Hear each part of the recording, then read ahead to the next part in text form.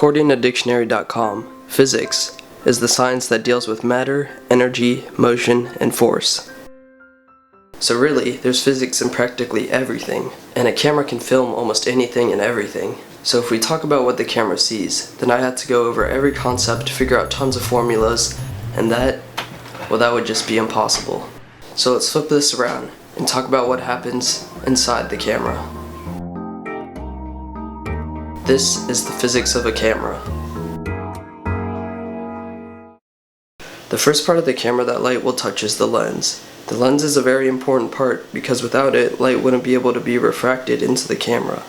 The lens is able to refract light because of the pieces of glass inside and the way they are shaped. But first, what is refraction? Refraction. Here's a basic definition. Refraction is the change of direction of a ray of light and other things. But in this context, we're just going to be talking about light. You can see refraction when you put a straw in a cup of water. This is because light cannot travel as fast through water as it can through air, which is why the straw will look broken to you, even though it's not. This is sort of the same principle in the lens, except it's glass instead of water that's changing the direction of the light. And why is changing the direction of the light, or refracting the light, important? You can think of a camera lens like a human eye. If our eyes did not refract light, everything would look all blurry to us. And this is because light wouldn't be focused onto one single point. For the human eye, the point is the retina, and for a camera, the point would be a camera sensor. This is also known as the focal point. The people who design these lenses can tell where the light will be going using math and formulas such as this one, which happens to be called Snells Law. And Snell's Law can tell them the angle of refraction, which can then tell them the direction the refracted ray will be going. With cameras, you want lenses that converge rather than diverge. Converge means the light will meet at one point. Diverge means the light will be dispersed. And I think that's all to talk about with lenses. So, let's move on to the next part. Camera sensors.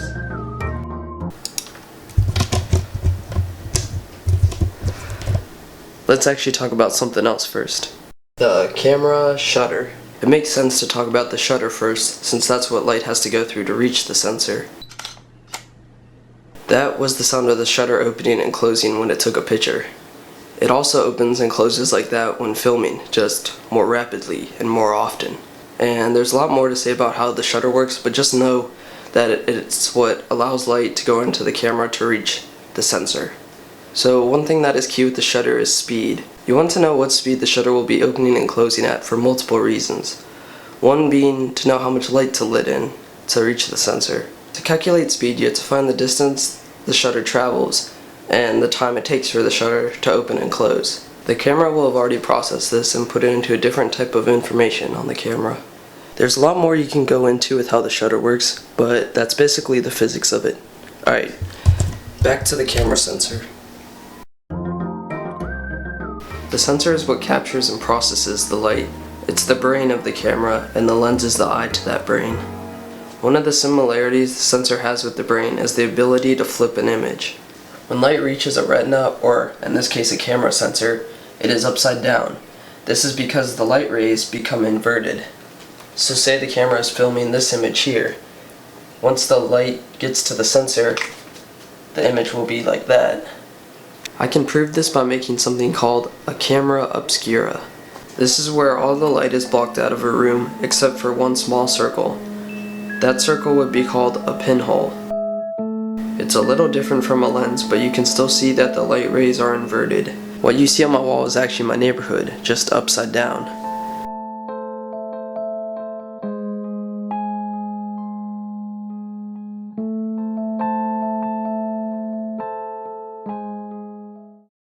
Here's the anatomy of the camera sensor. First there's the light filters, then the pixels behind those. The pixels get electrically charged when light reaches them. This is what tells how bright the image will be. This is the CMOS board, which most digital cameras have nowadays. It stands for complementary metal oxide semiconductor. These boxes here that all have confusing names all work towards processing the electrical signals to an image, which will then go out into a memory card. And that's the physics of a camera sensor. So now it's time to move on to the final component of the camera. The microphone. So this is how the microphone works.